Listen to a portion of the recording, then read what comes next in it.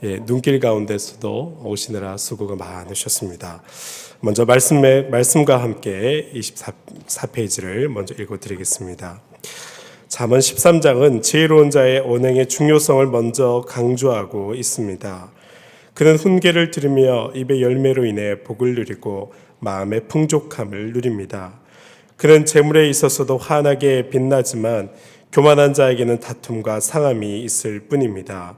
이는 지혜로운 자가 하나님의 계명을 가까이하여 상을 받기 때문입니다. 따라서 지혜로운 자와 동행하는 것이 중요합니다. 지혜로운 자의 교훈은 생명이 되고 선한 지혜는 은혜를 베풀기 때문입니다. 이와 같이 하나님을 잘 경외하는 지혜로운 자에게는 선한 보응이 따르지만 악인의 배는 줄이게 됩니다. 어떤 중년 남자가 의사를 찾아와서 상담을 했습니다.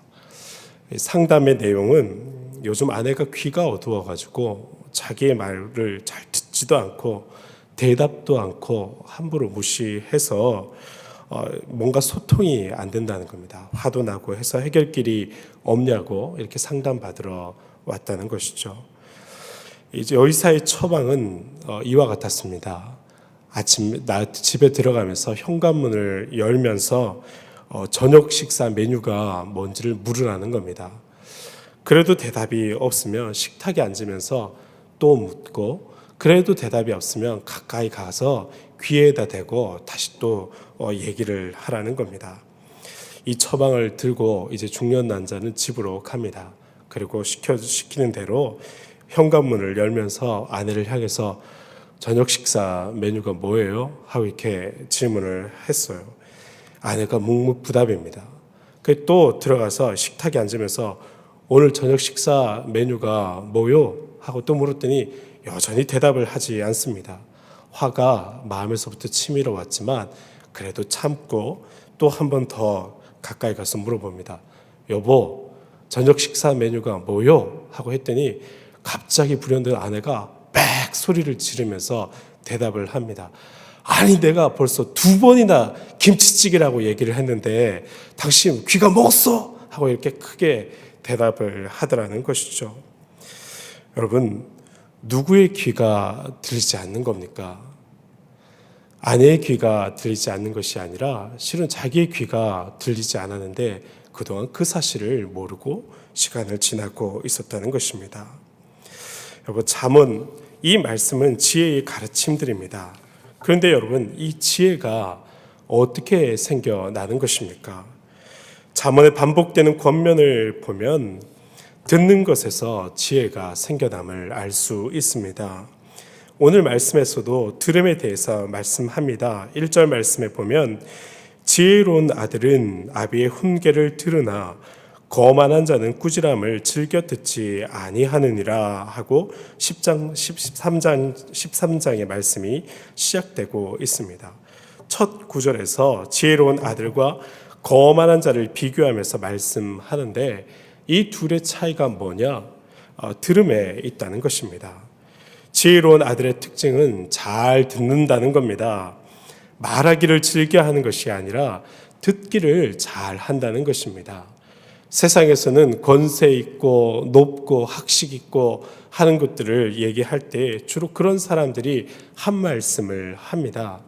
그런데 이 잠언의 말씀들은 계속적으로 반복되는 말씀이 듣기를 잘하는 그 사람이 바로 지혜로운 사람이라고, 그런 사람이 지혜로운 마음을 얻게 된다고 그렇게 얘기를 하고 있는 것이죠. 1절 말씀을 보면 이 지혜로운 아들은 어디까지 듣습니까? 훈계까지도 잘 듣습니다.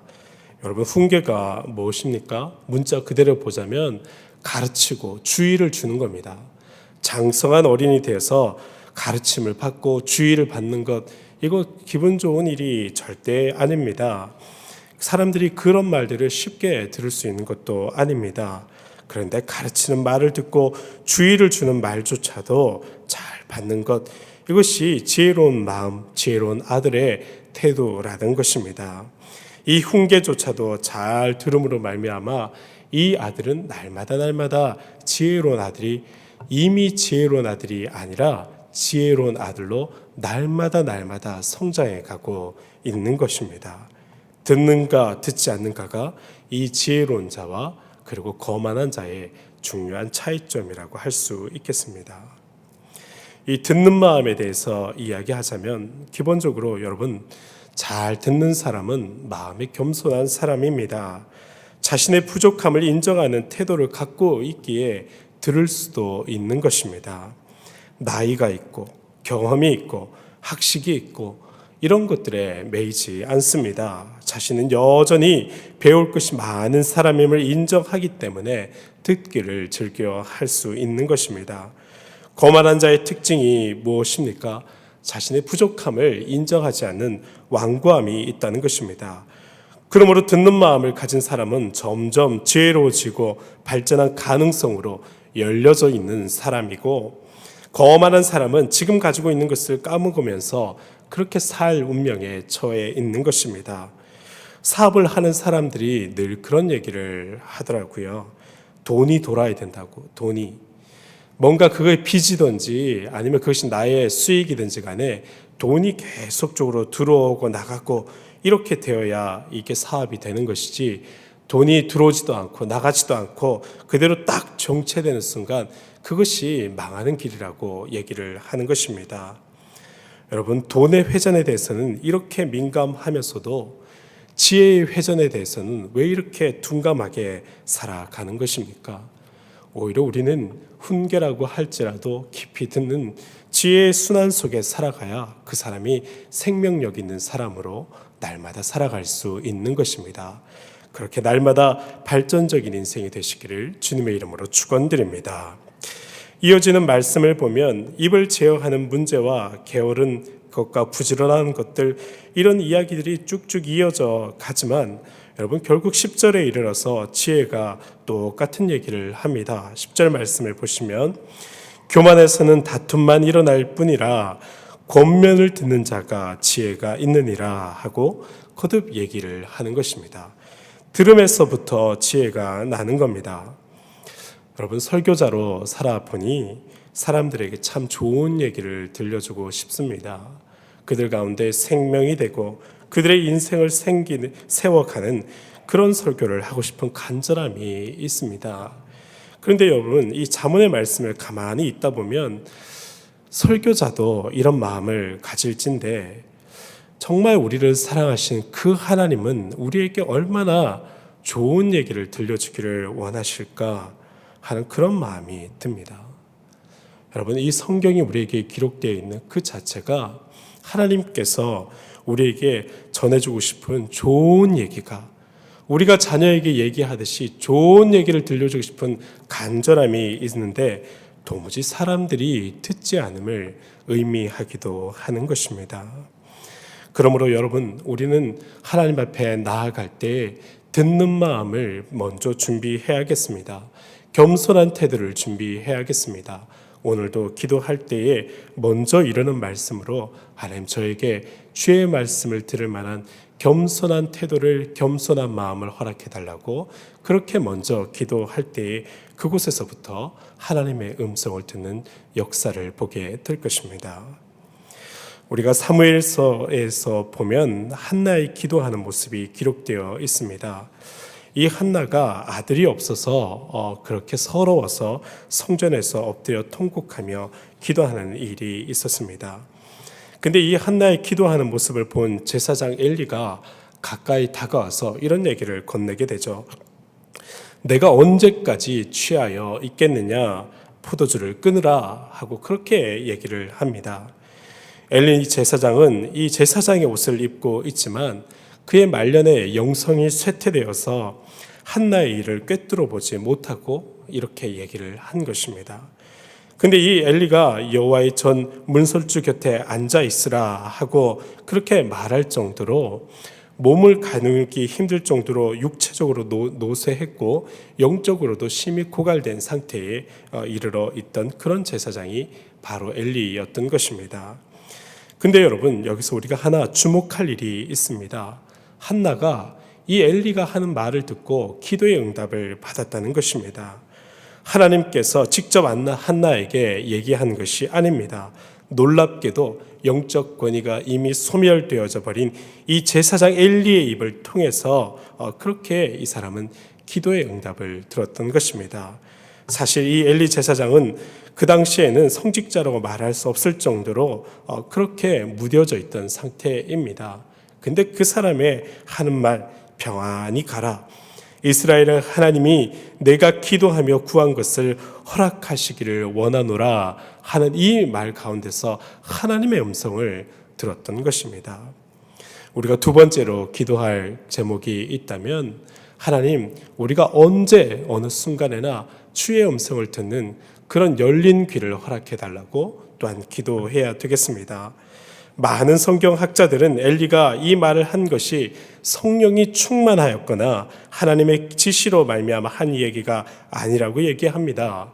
엘리는 오랜 세월 제사장으로 살면서 축적되었던 목회적인 조언을 했던 것입니다. 나도 내 기도가 그대로 응답되기를 원한다. 하나님께 맡겨라. 그리고 이제 이 전을 떠나라 하고 이야기를 했던 겁니다. 원한다입니다. 원한다. 내가 믿는다. 되겠다라고 얘기하는 것이 아닙니다. 하나님께서 내 기도대로 되게 해주실 줄로 내가 확신한다. 이런 믿음의 고백을 엘리는 하지 않았습니다. 그런데 주목할 것은 엘리가 이런 말을 했는데 한나의 소원 기도가 이루어졌다는 것입니다. 여러분, 하나님께서 엘리의 입을 통해서 응답한 것인데 한나가 그 말을 믿었습니다. 그리고 하나님께서 주신 말씀으로 그 말씀을 들었습니다. 그 노쇠한 제사장의 말 가운데서도 하나님의 음성을 드러내었던 것입니다. 금식하며 고통스러웠던 한나의 마음이 편안해졌습니다. 궁극적으로 그에게 사무엘이라고 하는 아들이 태어났던 것입니다. 엘리가 영적 권능이 없었지만 그의 말을 한나는 하나님의 말씀을 듣고 믿었던 것입니다. 듣는 귀가 있습니다. 들은 하나님의 말씀을 믿습니다. 그리고 그 기도가 이루어졌습니다. 소위 말하는 개떡같이 얘기해도 찰떡같이 알아듣는다는 그런 말이 있는 것처럼 이 믿음의 들음이 한나의 인생을 바꿔내었던 것입니다. 일전에 인도 캘거타에서 봉사로 유명했던 이 마더 테레사에게 타임지 기자가 이렇게 물었다고 합니다. 당신은 어떻게 기도하십니까? 당신이 기도하는 방법을 좀 배우고 싶습니다. 라고 했더니 이 테레사 수녀가 가만히 있더니 이렇게 이 기자를 쳐다보더랍니다. 그러면서 딱 한마디로 대답을 했습니다. 듣습니다. 어떻게 기도하냐고 묻는 질문에 저는 그 자리에 앉아서 듣습니다. 라고 그렇게 대답을 했다는 것이죠. 여러분, 말 한마디에 말 한마디 더 하지 않아도 하나님께서 우리의 기도를 주의 깊게 듣고 계심을 믿으시기 바랍니다. 우리의 표정의 변화와 우리의 움직임을 보면서도 그 가운데서도 하나님은 듣고 계시는 것입니다.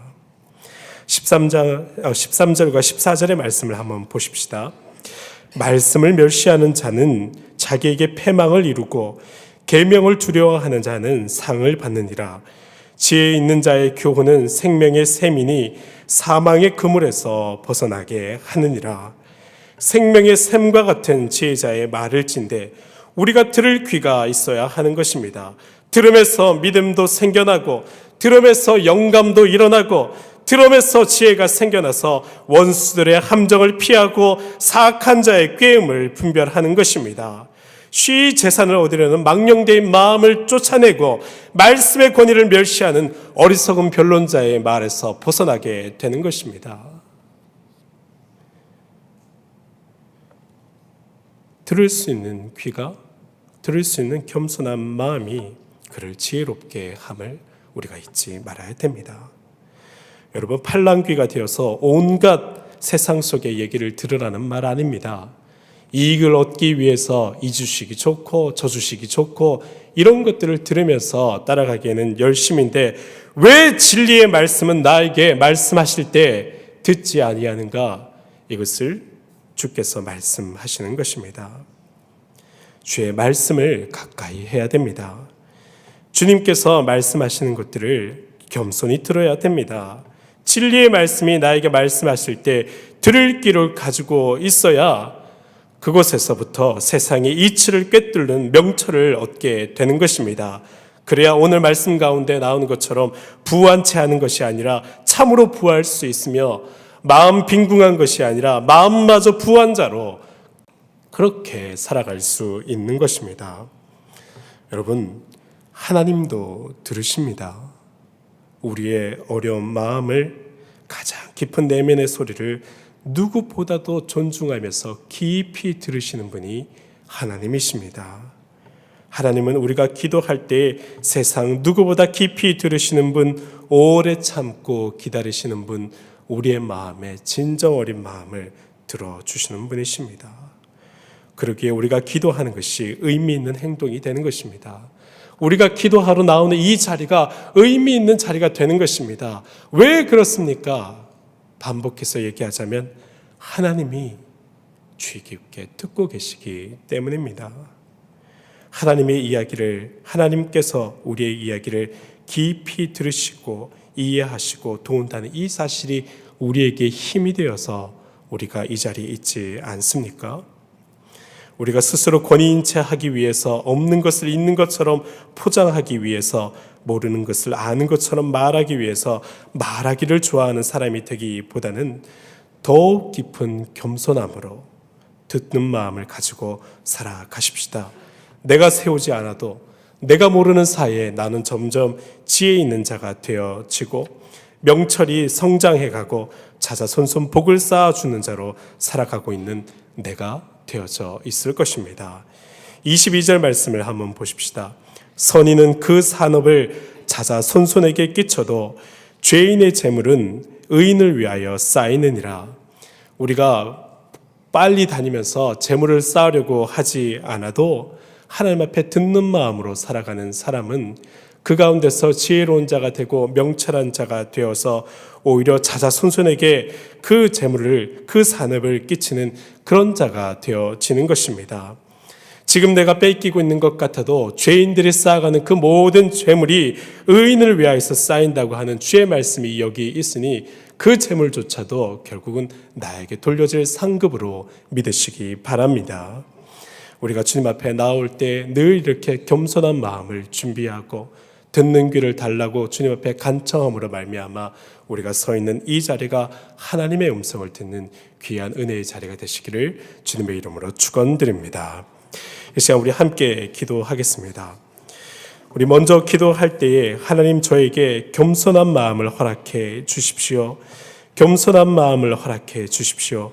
또한 이어서 기도할 때에는 지혜 있게 듣는 마음을 허락해 주셔서 목사님의 설교 말씀 가운데서도 또 내가 있는 통독 시간 가운데서도 또 여러 좋은 글을 읽는 가운데서도 참된 하나님의 말씀을 들을 수 있게 해달라고 듣는 귀를 주시기를 기도하겠습니다. 마지막으로는 말씀을 가까이 하는 사람이 되겠어 늘 주님 앞에 청종하는 인생 되게 해달라고 이것들을 위해서 기도하고 또 준비한 기도의 모든 제목들을 하나님께 올려드립니다. 함께 기도하겠습니다. 주여 믿습니다. 주여 믿습니다. 주여 믿습니다. 사랑이